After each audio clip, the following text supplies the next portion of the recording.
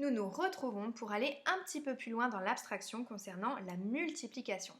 Je vous rappelle que la multiplication, c'est prendre une même quantité, un même nombre, plusieurs fois, le multiplier, le prendre plusieurs fois. Alors, nous allons utiliser maintenant les timbres. Vous vous rappelez, les timbres avec des unités, des dizaines, des centaines et des milliers. Donc, cette fois, je voudrais multiplier 2321. Donc, je prends 2321 et je voudrais le multiplier par 3, pardon. Je voudrais le prendre 3 fois.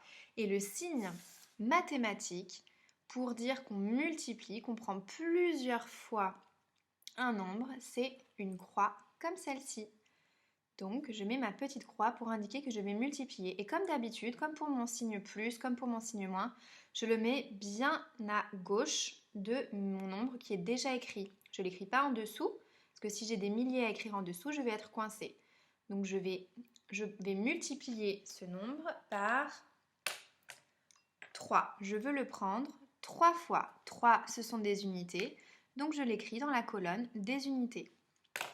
Je vais tracer mes colonnes.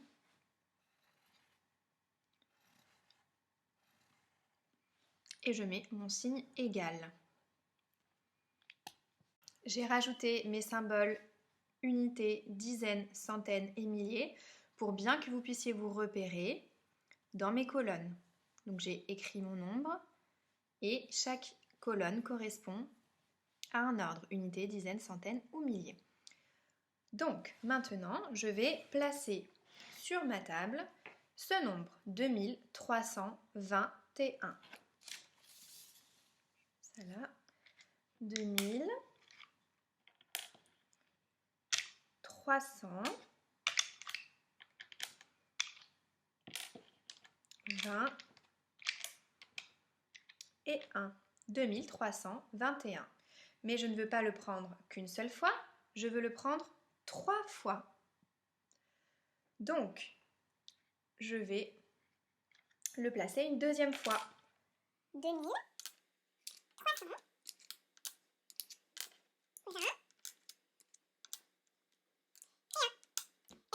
Je l'ai pris une fois, je l'ai pris 2 fois, mais il faut encore que je le prenne une troisième fois, puisque je le multiplie par 3. 2300.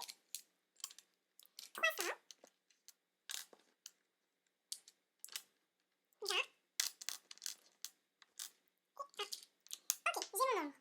Une fois ici, 2 fois ici et 3 fois ici.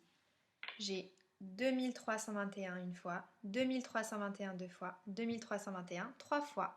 Je l'ai pris 3 fois. Et nous avions vu qu'une multiplication, c'est comme une addition où on met ensemble plusieurs fois le même nombre. Donc on va faire comme avec une addition.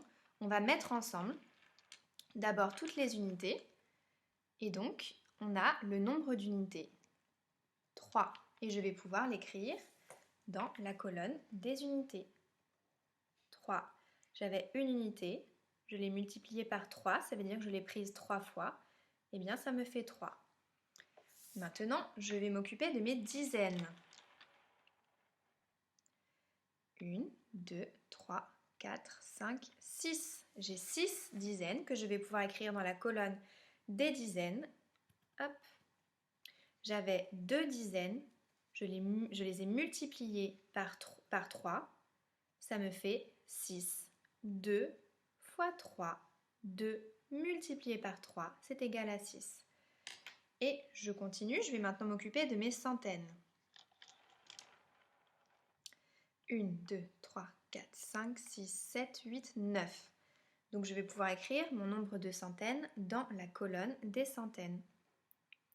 J'avais 3 centaines, je les ai multipliées par 3, ça me donne 9. 3 fois 3 égale 9. 3 pris 3 fois égale 9. Et qu'est-ce qu'il me reste maintenant? Nous, les milliers, tu nous as oubliés. Mais non, je ne vous ai pas oubliés, on y vient, on y vient. Et je vais m'occuper donc de mes petits milliers. Je les mets tous ensemble. 1, 2, 3, 4, 5, 6. 6 milliers. Je vais pouvoir l'écrire dans la colonne des milliers. J'avais 2 milliers, je les ai multipliés par 3, ça me donne 6.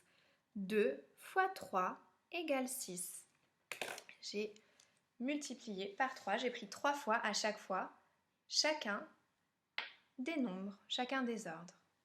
Donc je peux dire que 2321 multiplié par 3, c'est-à-dire pris 3 fois, est égal à 6963.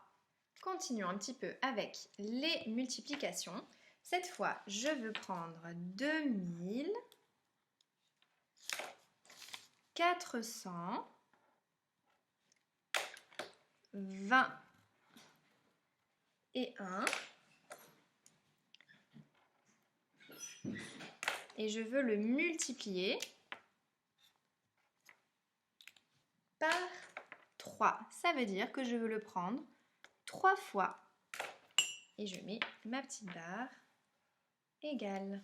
Oh, elle est vraiment pas belle. Il faudra vraiment que je prenne l'habitude de prendre une règle. Alors, on va commencer par installer 2421. C'est parti. On va l'installer une fois. 2400.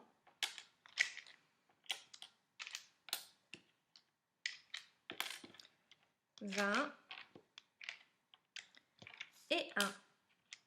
Et moi, je ne le veux pas une fois, je le veux 3 fois. Donc, je vais le prendre une deuxième fois. Demi.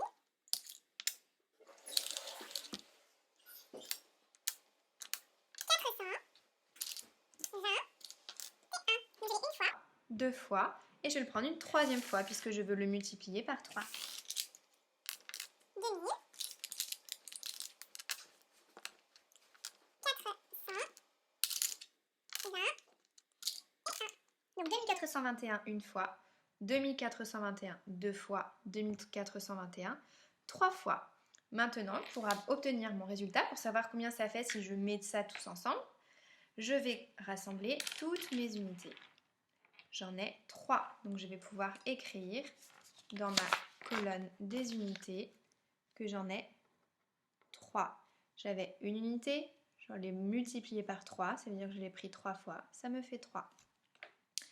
Ensuite, je vais compter toutes mes dizaines. 1, 2, 3, 4, 5, 6. Donc, je vais pouvoir écrire 6 dans la colonne des dizaines. J'avais 2 dizaines, je les ai multipliées par 3, ça me fait 6. 2 fois 3, ça fait 6. 2 pris 3 fois, ça fait 6. Je vais maintenant m'occuper de mes centaines. 1, 2, 3, 4, 5, 6, 7, 8, 9, 10. Ah ah, stop! J'ai 10 centaines. Je dois les échanger contre un millier que je rajoute dans la colonne des milliers.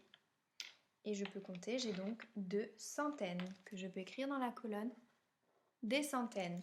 J'avais 4 centaines, je les multiplié par 3, ça me fait un millier qui était caché et 2 centaines, donc 12 centaines. 4 fois 3 est égal à 12. Et je vais compter maintenant mes milliers. 1, 2, 3, 4, 5, 6, 7 milliers. Je peux donc l'écrire ici. Hop. J'avais 2 milliers, je les ai multipliés par 3 et j'ai rajouté le millier qui s'était caché dans les centaines. Ça m'en fait 7. 2 fois 3 est égal à 6, plus mon millier qui était caché, ça fait 7. Voilà. Oups. Je vous encourage vraiment à manipuler les timbres avec le logiciel de manipulation des timbres, le même que pour les perles. Simplement, cette fois, vous cliquez sur l'icône qui représente des timbres. Donc, il suffit de déplacer les différentes parties. Il y a une boîte exactement comme celle-ci, avec ces 2 compartiments qu'on étudiera plus tard. Voilà, et donc à faire plein de multiplications. Si la multiplication nécessite de dépasser les milliers, d'arriver aux dizaines de milliers, ce qui est possible en fonction de la multiplication que vos enfants choisissent, vous pouvez tout à fait découper un petit rectangle de papier bleu et écrire 10 000 dessus. Et comme ça, vous pouvez ajouter une colonne, avoir des dizaines de milliers.